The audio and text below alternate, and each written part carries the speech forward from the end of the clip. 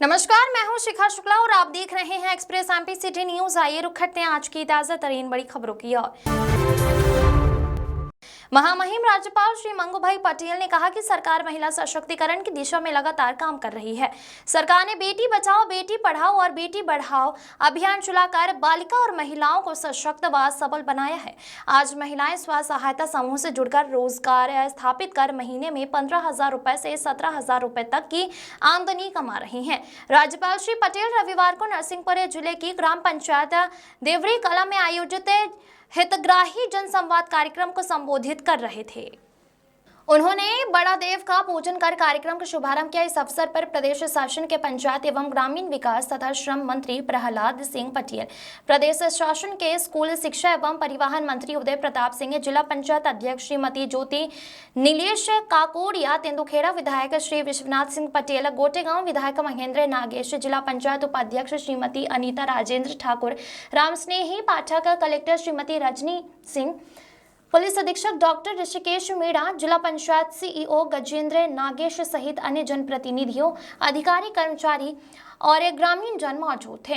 राज्यपाल श्री पटेल ने आयोजित कार्यक्रम में सरकार की विभिन्न जन कल्याणकारी योजनाओं और उपलब्धियों पर आधारित विकास प्रदर्शनी का अवलोकन किया। उन्होंने राष्ट्रीय पल्स पोलियो अभियान के तहत 0 से 5 वर्ष की आयु तक के बच्चों का पोलियो की 2 बूंद दवा पिलाई गई।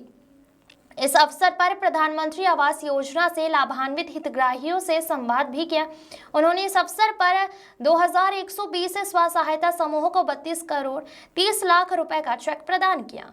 राज्यपाल श्री पटेल ने कहा कि आज महिलाएं पुरुषों से भी अधिक परिश्रम कर रही हैं। स्व सहायता समूह के माध्यम से अपना रोजगार स्थापित कर अपने परिवार की जिम्मेदारी संभाल रही हैं। सरकार के द्वारा बालिकाओं और महिलाओं को आत्मनिर्भर व सशक्त बनाने के लिए लाडली लक्ष्मी योजना और लाडली बहना योजना प्रारंभ की गई है। प्रदेश की महिलाओं को लाडली बहना योजना का लाभ मिल रहा है।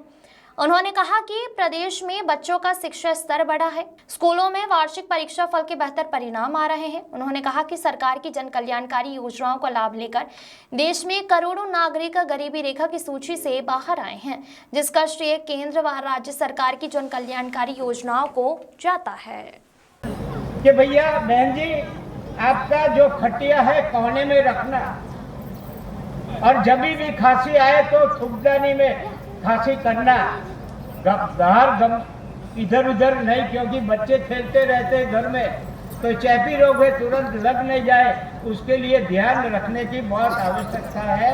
और दवाइयाँ खाते हैं, कई बार ये टीबी के पेशेंट दवाई नहीं खाते हैं और शरीर बिगड़ जाता है। कितनी प्यारी सी बच्ची आई पहली, कैसे समझ में नहीं आता इसको कैसे टीबी हो गया। अभी वो बच्ची 6 महीने में अच्छी तरह दवा खाएगी तो हमारे जैसे देखकर भी ऐसा ये हो जाते, कैसी बच्ची को कैसे हो गया, किधर से भी हुआ। मगर सब परिवार थोड़ा ध्यान रखे, ऐसे मरीज है तो दूसरे को चैप नहीं लगे, उसी तरह करना चाहिए। आयुष्मान कार्ड किसने को दिया, अभी तो प्राइम मिनिस्टर ने 70 की उम्र वाले हैं, कितने भी पैसे वाले हैं उसको भी ये कार्ड, आयुष्मान कार्ड का वितरण हो रहा है। मैं कभी कभी जो परिवार को देखता हूँ, कई ऐसे विकसित भारत के कार्यक्रम में गया हूँ, जब भी प्रतिभाव देने की बात आती है, हार्ट का ऑपरेशन हुआ और वो प्रतिभाव दे रहा है कि आज हम ये आयुष्मान कार्ड से मैं आपके सामने खड़ा हूँ, नहीं तो मेरा हार्ट का ऑपरेशन ये आयुष्मान से कार्ड से नहीं होता तो मैं मर जाता, आपके सामने नहीं है। मगर प्राइम मिनिस्टर ने कैसी योजना बनाई है देखो, आज करोड़ों की संख्या में आयुष्मान कार्ड का वितरण हो रहा है। गरीब आदमी को अगर कुछ ऐसी बीमारी आ जाए, 5 लाख रुपया का प्रावधान है, उसमें 5 लाख रुपया।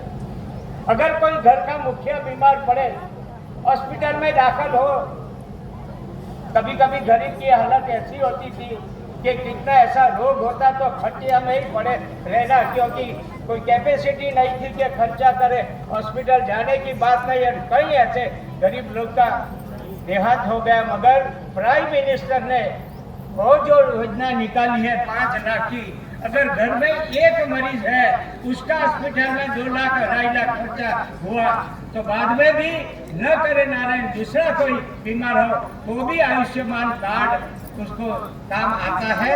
ऐसे गरीब परिवार को उठाने के लिए केंद्र सरकार की जो योजना है, मोदी जी की जो योजना है, और अभी तो मैंने बताया ना, अभी देखो पंजाबी पति पत्नी आए, दोनों को कार्ड मिला।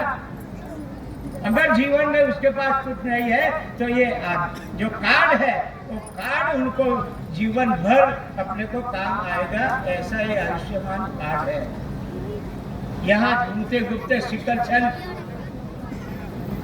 कि मैंने डॉक्टरों को पूछा कि कितना आया मेरे को बताइए।